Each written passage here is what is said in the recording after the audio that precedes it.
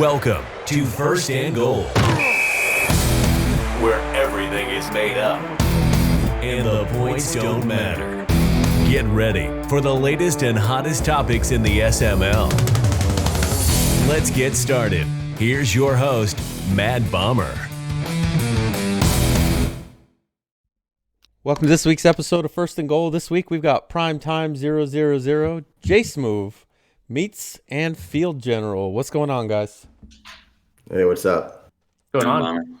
All right, so we're week 2 right now. Just I guess we're right in the middle of it. We've got probably a little more than half the games played. So let's jump into topic 1, and we'll start in the AFC South, and we'll start with you, Field, on this one. But who, if anyone, is going to establish themselves as the top team in the AFC South? A lot of people have said it'll go back and forth. What do you think? Who's going to be the top team? You know, the Titans are going to establish themselves as the top team in the AFC South. And why? We've got King Henry.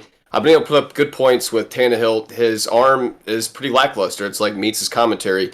Leaves something to be desired, but at the same time, you get what you pay for. And I threw for over 40 touchdowns and over 4,000 yards with Tannehill. Granted, that's with a good running game with Derrick Henry. If I can find any type of defense, if I can just not allow 30 points a game, if we can allow maybe 20 to 25, we'll win enough games to win the AFC South on a consistent basis. I think we can do that. I traded away my first round pick, kind of a bad one looking back at it. But, going forward, I missed all this offseason. After this season, though, we're going to get dialed in probably, and I think we can get the snowball going. I also missed week 1. We took an L on that one due to scheduling bullshit. But after that, we're digging it in. Yeah, that trade didn't look so good looking back, but I like the win now, go for it. That's all mentality. It was. Yeah. All right, JSmoove, what do you think? So to push back on what Field said there a little bit, there was one team in the AFC South last year that let up fewer than 29 points per game. All three of Titans, Colts, Texans, 29-30. Jaguars let up 23 points per game en route to a division-winning 7-10 record at that. But the Jaguars are built for the future. They have young assets on defense. They have Josh Allen. They have Shaq Griffin, C.J. Henderson. Andre Sisco just got Acrobat. He's going to be a problem for years to come. Meanwhile, the Titans are aging. Once Julio goes, I think he led the league in receiving, or he was up there in receiving last year. Mm-hmm. He starts to regress. He slows down. That team's offense. He can't stretch the field with them anymore. It becomes a little more one-dimensional. I think Coop's going to, again, if anyone, take the hold there because his team's built for the future. But I think Jaguars, Titans, Colts all win 1 or 2, maybe 3 division titles this whole cycle. I think it's just a rotating cast at the end of the day. Yeah, I think my knock on the Jaguars would be you said it. They won 7-10, won the division. I think the computer actually went 500 in the games that Coop didn't play. So if he's not aided by the computer, he actually may lose more games than he wins this season. Meets, what do you think? All right, yeah, I'm going to agree with JSmoove, and not for the reason that he said. Okay, nobody cares about the numbers. We've been over this. When I talk numbers, nobody listens. So here's the only numbers that matter. The Jaguars went 5-1 in the division. That's all that matters. They went 5-1 in the division. They won 2 games in those other, 11 games? But they went 5-1 in the division, and that's what matters. I do think the Titans are the better team on the field, at least now. But give it 2 seasons, the Jaguars are going to be better. I mean, Derrick Henry's 28. He's not going to last forever. Yes, he might be the second best running back in the game. Not going to last forever. ATN looks really good. He might be up there by the end of the cycle, or even in the next few seasons. So I really don't think anybody's going to run away with it, but I had to put my money on one of them. I'm going to put it on the Jaguars. -5 on Meets for piggybacking off old boy's answer. All right, Prime, what do you think as somebody that spent a lot of time in the AFC South? Yeah, so let's just throw Zeezy out for obvious reasons. Mike he needs to build that Colts team. He needs to make good trades, aggressive trades, and he's really valuing some of those players too high. Some of the prices on Bobby Okereke and Paris Campbell were even higher than what I would have asked, which is high. So we're going to throw Mike out for obvious reasons. So now it's between Field and Coop. Here's the deal. Like, this is a marathon, not a sprint. And the thing about Coop is late in the cycles, he gets the itch to, how should I say this? He's done with Madden. He mentally checks out by season 5 or 6. So this is an 8 season long thing, maybe 9. I think Field wins more divisions than Coop. I think it's close, but I think Field wins it by maybe one or two divisions. Therefore, he establishes himself as the top team in the AFC South. All right, yeah, I can see that. So let's move on to topic 2, and we'll move on to the AFC East, which division that's starting to look pretty tough. With Sherm gone, what do you think the pecking order is in the AFC East? I think we all kind of agree that Faz is probably at the top, but after that, JSmoove, we'll go with you first. First of all, R.I.P. Sherm. We lost a great sideline reporter there, Ann Ransbottom. But yeah, Faz is head and shoulders above the rest of the division, as Meats can attest to his most recently played game. Faz is just going to run away with it. But the other three, I think all three of them kind of fall into that same group of guys who probably cap out at 11-ish wins, maybe 12 if they get real lucky, but are going to be fighting for the wild card spot each year. That's Meats, Death Wish, Double Rice, No Bean, aka Duck Boy. All of them, I think, can beat the top guys. I mean, they've seen it. We saw, Rice knocked off U-Bomber. We've seen DW had a big win or two last year. Meats, we've seen you do it as well before. But I think all three of you also I'm in the same boat as this too, in that I can lose to anybody. Some games we don't have it. We don't show up. If I had to rank them, I think as of right now, Meats has shown that he was the best one there last season. Rice is he's actually sitting atop the entire AFC standings right now, albeit with 2 games, so take that with a bunch of grains of salt. But I think Rice ends up finishing second this year. I think Meats finishes third, and I think Death Wish comes in at fourth, albeit he could still finish, 9-8, 8-9 even. But I think he's gonna suffer from having a harder schedule than someone like Rice this season. All right, Meats, what do you think? You're in that division. Yeah, so Faz is clearly number one. No debate there. Just completely head and shoulders above everybody else. I am not even remotely competitive with his team right now. I still think I'm the second best player in that division. Yes, I just lost to Rice in week 1, but it was a really close game, and I had to lead with a minute to go or something like that. So I'm going to put Rice 3 and DW 4, and I feel bad in doing that, but the way DW started last season and then the way he fell apart, I'm just not convinced that he can go 11-6 every single season. I do think this entire division, with the exception of Faz, is going to look worse this season than it did last season, just by virtue of schedule. We play one of the toughest division matchups in the league, and I think it's really going to show, especially on my record, and probably on DW's record too. Okay. Prime, what do you think? Yeah, I think that obviously Faz's division, followed by, I'm going to say Meats. I think Meats is number 2, and here's why. So pretty much the Patriots roster especially is an aging roster. They have Matthew Stafford. They traded away Mac Jones, which, okay, probably not a great Madden quarterback. But that team is not a very promising Madden team, whereas Meats, he's got a solid roster, solid young nucleus, and some guys to develop, whether it's Jalen Waddle, some pieces on defense. So roster-wise, I think Meats is in a good spot. So even if him and No Bean are similar skill-wise, I think Meats wins that matchup. And I think but Death Wish is also a solid player, and I think No Bean and Death Wish will go back and forth for third and fourth in that division. But to me, it's Faz, Meats, and then the rest. But that division is super competitive in spots 2 through 4. All right. And Field, your turn to shit on Meats. Yeah, Meats is just not a very good player. His roster, not as good as it's been in recent years. Really, he still has the quarterback. I'm glad he went with his cheesy mobile quarterback, because without that, Meats is nothing. But he needs to build on the team building, which he's not very good at. Right now, if you look at the roster, No Bean has the more superior roster. Looking at 95 overall, Stephon Gilmore. Yeah, these guys are older, but Bean's got a more well-rounded roster. One thing I can say about Bean, you can run it up his ass really hard and you can win the game. And I think that hasn't really changed. It doesn't look like he's really developed much of the defense.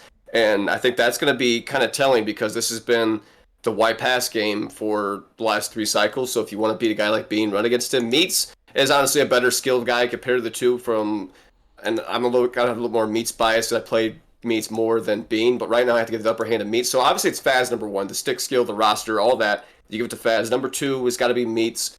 3 is Bean, just because DW fucked me out of the win by rolling out, so I'm going to go ahead and give that third spot to Bean. All right, so we I've all gotta agree. say, Yeah, go ahead. can I say, the way Field is like crapped all over Meats for 30 seconds, and then he comes around and gives Meats the number 2 spot. I was not expecting that at all. Yeah, I think I'm used everybody to it. agrees that DW is really bad. It's become Yeah. a staple of my shows to call him really bad, Scrub. so we'll make sure we Yeah. sneak that in there. He's a Waffle. jerk too. And It's yeah, He awful. gets for calling out the whole league on 1st and goal last time he was It's on. terrible. that's right. Mhm. And then Meats, he got his he talked about his team building, but he got Dobbins, so we'll see what he can do with He a guy did get that's Dobbins, though. an in-game running back and not a completely computer-generated name like Letty Brown. So we'll go ahead and move on to topic 3. And topic 3. So once the schedules are determined, and somebody's hit on this already, but we started the cycle and the schedules were kind of just what the schedules were for the NFL season. Now they're kind of based on your finishing in the standings. Who do you think takes a step back? Maybe a team that did really well, but they might have benefited from an easy schedule. And Letty Brown, we'll start with you. Yeah, there's a couple guys that I think overachieved last season that are really gonna probably come down. We just talked about DW. He went 11-6. I don't think he can repeat that this season, at least. Future also went 11-6, but I think my number one choice here is Noel. He went 10-7, and he completely collapsed in the second half of the season, folding before the playoffs. So doesn't get the folding chair title yet. But I'm not a believer in Noel, and I'll throw it out there. I was for the longest time, and you guys have known this. I'm out. I'm just not a believer in Noel. I think 10-7 might be his ceiling every single season. It's even in the weaker conference. Okay. What do you think, Prime? Yeah, this one, I'm going to attack the primer posse here, and I'm going to say one of our guys on the show here, JSmoove Dunkface. And I think there were some guys in the primer who were saying, hey, look, this Raiders guy, he was one game out from the playoffs, and now he signed Devontae Adams. But the facts are that was RD, put him in a spot to do so. He's 7-6 since joining the SML. He still hasn't figured out his quarterback spot yet. He's probably going to try making a move for Aaron Rodgers. All that said, until he proves it and he gets a few more games above 500 total, I'm just going to have to say that I don't see the Raiders competing with myself or with Dan in that division. And he might drop another one, if I'm not mistaken, defense. Oh, okay. Field, what do you think? One guy that I think could take a bit, and I hate to do this to him because he's very aggressive in his responses, but NYT, I mean, he did pretty good in the NFC East last year, and I mean, the guy's a hard ass, but I don't know if he can really put up with a tough strength of schedule. Sorry, NYT, I love you, brother, but you may go ahead and take a couple L's on that one. I think that he may struggle with a tougher schedule. Not that he really dominated last year by any means, but he could definitely take a step back. And there's also another team I'm kind of blanking on at the moment, but I guess I'm just going to stick with NYT because I'm a space case today. All right, and JSmoove? Well, to fire back at Prime a little bit here, the question wasn't who's going to compete, who's not going to compete. It's who's going to be facing a tougher schedule. And Prime, I believe you know this. We get to play the AFC South this year. It's not tougher than we had last year, albeit I can't lose to Finns, but it is what it is there. As for who is going to the tougher schedule, I mean, Meats touched on one as well. He mentioned Future. Future won 11 games last year, second place in the NFC North. Now, not only does he have to deal with Monty twice per year, he didn't have to play him at all last year because Monty just joined the league. Monty's shown to be a good player. He's one of the best we've seen in Primer, and he's been competitive with QP when he's played him so far. But he also drew as we had talked about, the AFC East, who are competitive top to bottom. Not only is Faz a tough game, but Meats, DW, Rice, all are going to put up competitive games, and he has to play all four of them, plus his division, plus QP twice, plus Monty twice, and plus Muse twice as well, who's shown ability to compete. That right there is a collection of tough games, all because Future was not only in a tough division, they drew a tough division, and he has a second place schedule there. All right. So our final topic is going to be conference champions and Super Bowl winner. What are your predictions? Who do you think it's going to be, and how is it going to shake out? Prime, we'll start with you.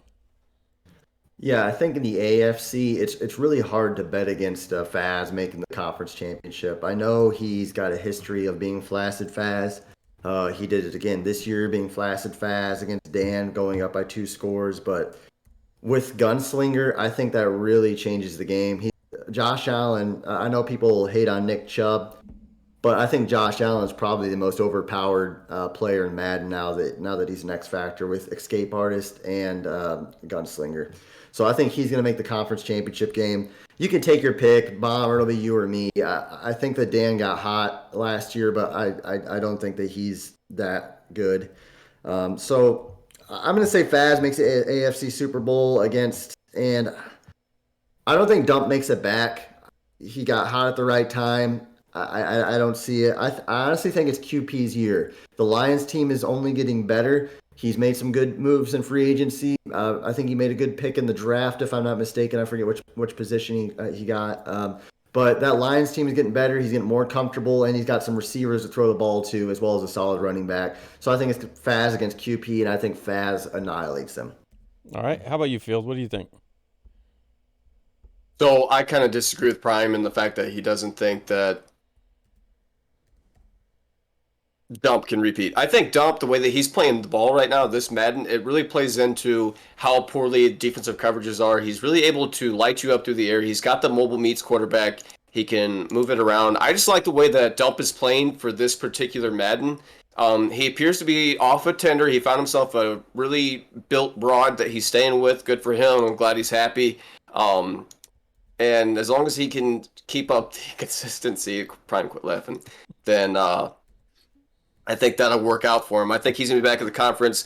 The only thing that I think that'll hold Faz back, I just think that without the running game, he's not as dynamic as player as he was with Dalvin Cook and the Vikings. If all you can do is pass, there's going to be teams like Bomber that have a good defense that is going to knock you out of the playoffs, or even a team like Prime, even though you shit the bed in the regular season game you played against him last season. I think that there's teams that could beat Faz. So I'm going to go with Bomber back in the conference and in the Super Bowl. I just think that if you're going to run the ball, the game favors power backs, Chubb and Henry, and Bomber's a much superior runner than I am, so he's taken Chubb and took him to much higher heights with the rushing yards and touchdowns, just setting records everywhere. I think the Browns are the most dangerous team in the AFC right now. All right, and there's some bonus points there. And JSmoove, what do you think? Yeah, so I think the AFC is, and we kind of saw it a little bit this past year, not to take away from what you did, Bomber, making that Super Bowl run, but you also had the advantage of you didn't have the hardest playoff schedule. You didn't have to play Prime. You didn't have to play Faz until you had to play Dan in the conference finals. I think whichever one out of you, Prime, Dan, and Faz ends up with that easier path will end up being... Are you choking on Bomber's penis or something? Is that what you're doing there? Yeah, Prime, I'm about to pick you, so... Shut your mouth. Well, you can't now. Yeah. No, I think whichever one of those has the easiest playoff schedule ends up emerging. If I had to pick anyone, I would lean to a Prime and Faz conference finals, and since Prime can't keep his mouth shut, Faz is going to knock him out on a Josh Allen. He's going to roll out. He's going to scramble. He's going to end up getting into the end zone in the last minute of the game. Looking towards the NFC, this time last season we were talking, is this a Pauly and QP race for the NFC midseason? Obviously, Dump emerged. He has kind of shut the haters up a little bit making the Super Bowl, even though we're all going to keep giving him shit for not winning anything yet. But I think Pauly ends up making one conference final before Brady retires, before that offense kind of ages out a little bit once he loses his QB. But yeah, it's QP's year. He showed with that desolate Lions team, he showed that he could win games, be competitive with anybody, and now he's added Will Fuller, he's added all sorts of weapons on offense. He had a rookie receiver, I believe, picked up a couple pieces on defense, and as that team keeps getting better, he's going to emerge as more and more of a threat to not only to make a Super Bowl, but to possibly win one in a year or two, if not this year.